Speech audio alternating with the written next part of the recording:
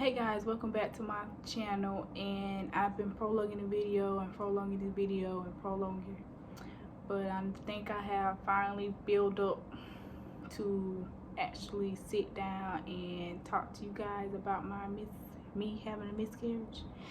Okay, first off, don't know this. I am at school, so you're going to probably hear the door slamming, so I want to apologize for that in advance. So since we got that out of the way, let's now talk about my miscarriage.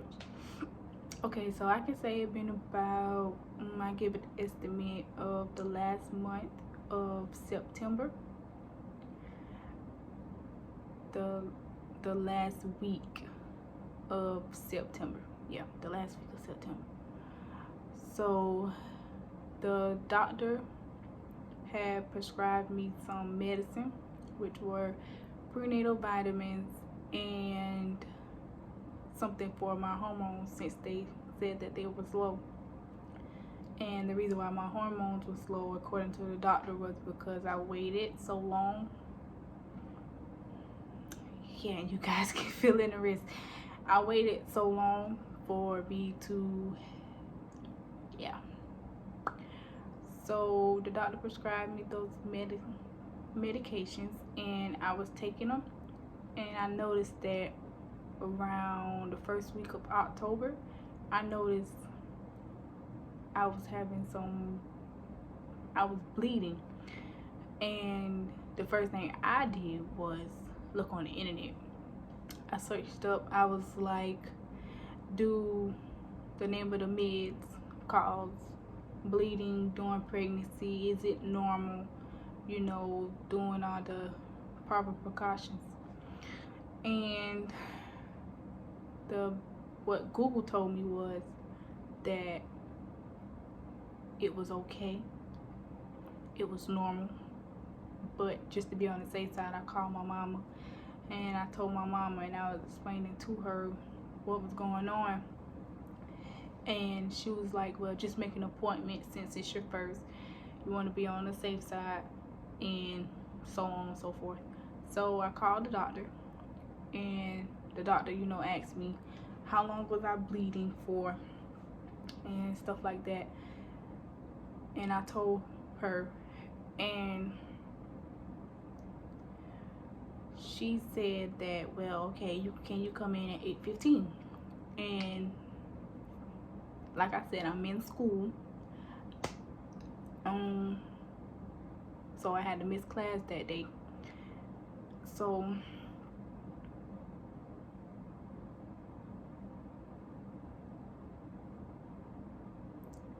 I had to miss class that day, and they scheduled my appointment for 8:15 that next following morning.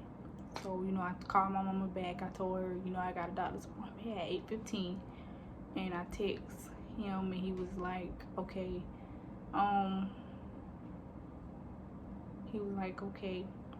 or whatever.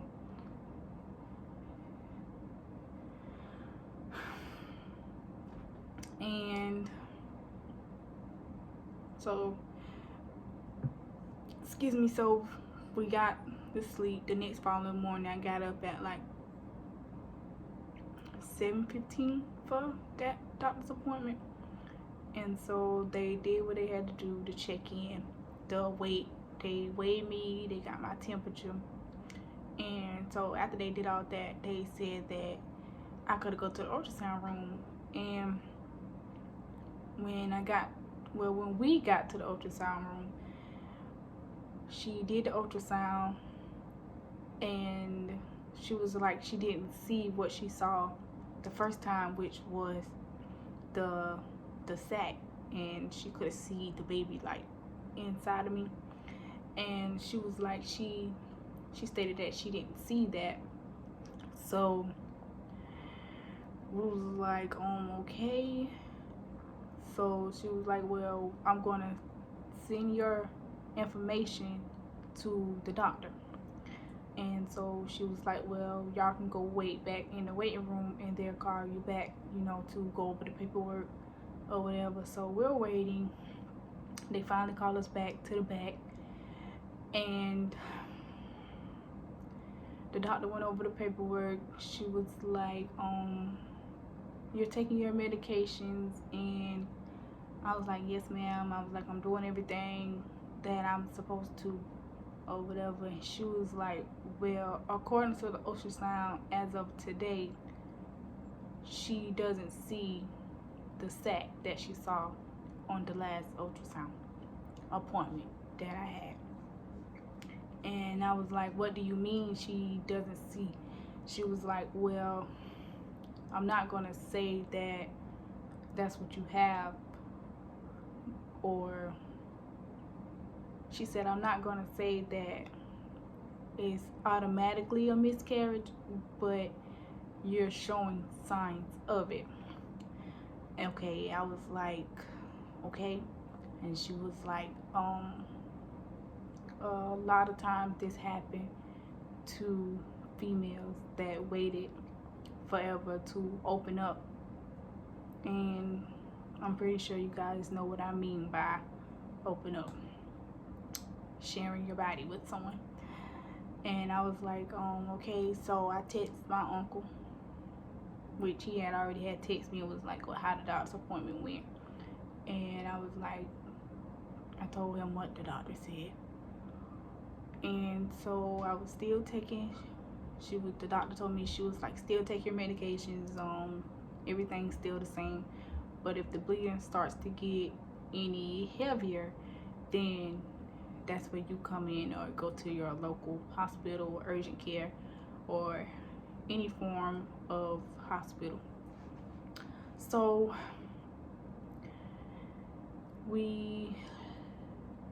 I went home one weekend, and I noticed the bleeding started to get a little bit heavier than what it was. And at the time, I was seeing a nurse that would come in and check on me, and she was like, she would be with me until my baby turned 2 or 3.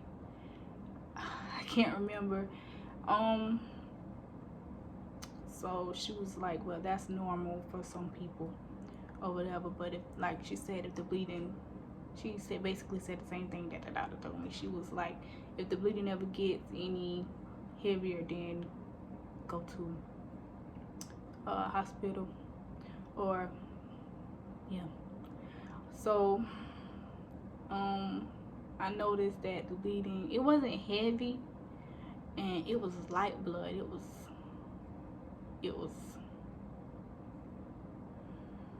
yeah, it was real light. It wasn't heavy to where it was like, oh my god. And so fast forward to October 17th, which my doctor's appointment, where they said that they couldn't see the ultrasound, where they couldn't see the baby in my sac, was October 5th. And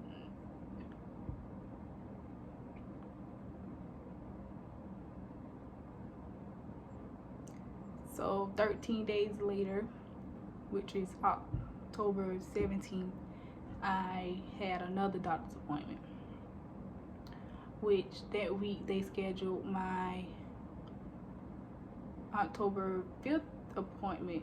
Was I already had to go back to the doctor to do an ultrasound and do all that, I guess a checkup, I guess.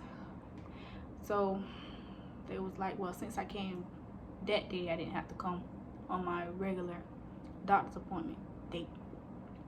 So they was like, well, we're gonna push it back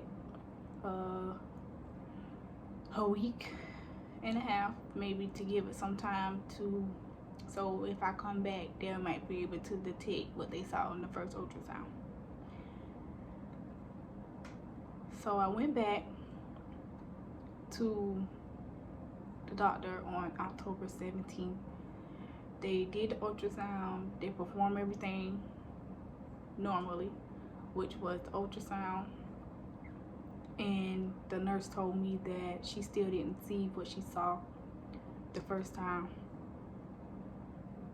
So she was like, once again, I'm gonna take you to the doctor, and she's gonna go all over your paperwork. She's gonna tell you what's what. And So, like I said, we sat in the waiting room. We waited for the doctor to come and speak to us, and she came in and she was like, "You had a miscarriage." I didn't know how to feel at the time. I was numb. I didn't know what to say. I was just in shock, you can say, because I was like, I'm doing everything that I'm supposed to. I'm drinking water. I'm taking my medications that you guys prescribe me. So how is it possible that that can happen? And she was asking me like, did I have any miscarriage symptoms, which is like pain in the bottom of your stomach. I told her no.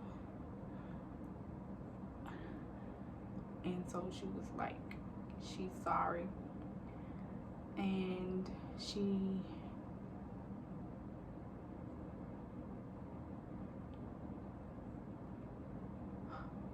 said she's sorry and asked us did we have any questions, and we was like no. So we get during the time my mama had texted us during the doctor's appointment. She was like, are y'all still there? This doctor's appointment is taking longer than normal. And I texted her, I was like, yeah, or whatever. And then when we finally left, I updated her. I was like, we're leaving. She was like, okay. So she asked about the situation, and at the time I really didn't feel like talking to nobody. So I got him to text my mother, and she called.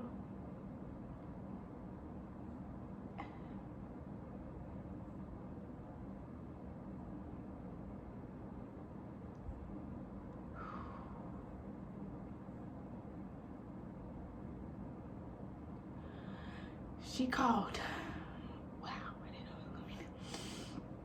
She called, and I told her, and she started crying, and I started crying, and I didn't want to go back to school, so I went to Lake City to my grandmother's house, and I was there. I done had put my phone on Do Not Disturb. I done just laying on the chair. People was calling me and texting me. I was just sending them the voicemail or just not picking up at all. So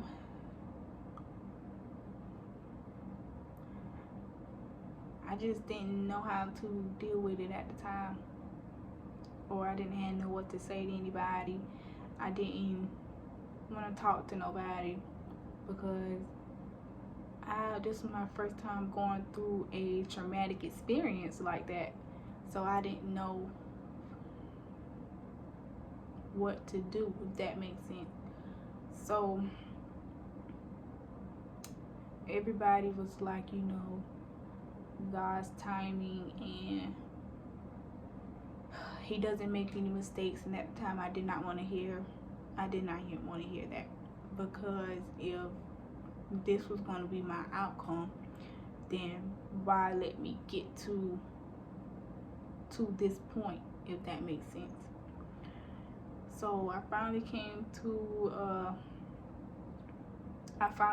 to a realization. I wrote how I felt on a piece of paper, and still to this day, as I'm telling y'all this, my mind is not fully wrapped around it, but I am I'm taking it day by day. So October 17th will always be a day that I will remember. So I wrote a letter, and I'm going to get it, and I'm going to read it to y'all. This is just me telling my miscarriage story. and helping people that went through the same experience but just didn't want to talk about it. So I'm gonna get the letter that I wrote.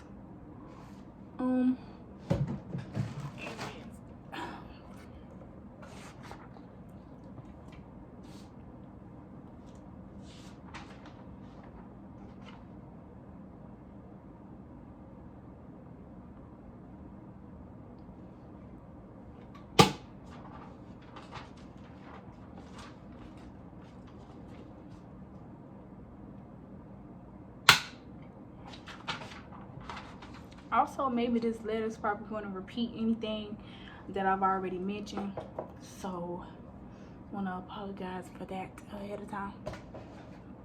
Okay, it says, dear self, I'm writing this because this is how I'm going to deal with the doctors telling me I had a miscarriage. On October 17th of 2022, the doctor told me I had lost someone that was very important to me. When the person wasn't born yet, but I was so excited to have a mini-me. I can't really explain how I feel as of right now, but I just want to know, why would God allow me to carry the baby if this was going to be the outcome? It's so many questions I can sit here and say, but I was ready to become a parent and actually teach my little one the things my mother did and taught me. I'm really mad at myself because I feel like I failed by bringing this baby into this world. I was doing everything the doctors told me. I took my vitamins and the hormone pills, not sleeping on my stomach, looking up things I shouldn't eat, drink, so did I do something wrong? Nobody really understands the loss of losing a child until they actually experience it, and it's not easy at all. Looking at my baby's ultrasound is so hard for me to do. I'm really numb on how I really feel, but having the love, joy, excitement to bring somebody into this world and having it taken away from you hurts. To be honest, I don't think writing how I feel down on this paper not even going to help. At this point, I just want to stay to myself, turn off my phone, and just block everybody and everything out. Because dealing with something like this can honestly run you crazy. Another question I ask myself every day is, why God give people that neglect, abuse kids but not give me one? Someone that was ready to move, ready to have one and take care of it. My family saying not the right time, but I don't want to hear that. I'm at a point that I honestly blame God for this. But I'm going to end this off by saying something to my unborn child. Here's something Mama would like to say to you is, I love you, and I was going to try my hardest and everything in my power to raise you the right way. You was going to be spoiled from both sides, and our friends waiting on your arrival. But I know you're watching down on Mama and another thing. Even though you're not, well, I'm not going to read this letter. I'm just going to read. I just want y'all to hear what I wrote to my unborn child.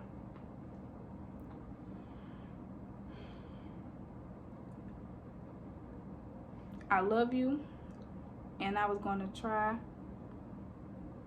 my hardest and everything in my power to raise you the right way.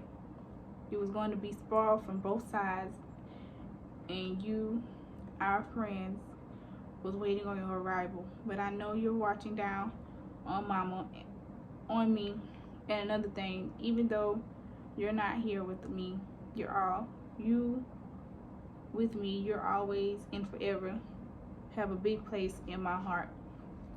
Continue watching over me from here on out, and everything I do from here on out is for you. Another thing,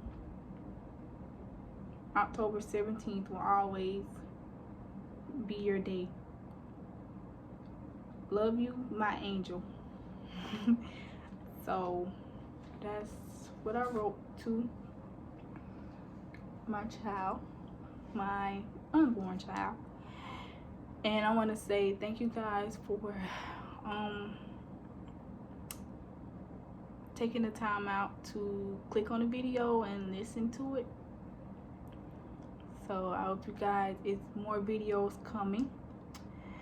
And like I said, as you can see, I'm in school, so if you would like a room tour, then maybe that would be one of my next videos.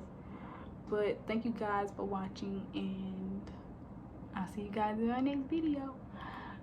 Bye. Talk to y'all later.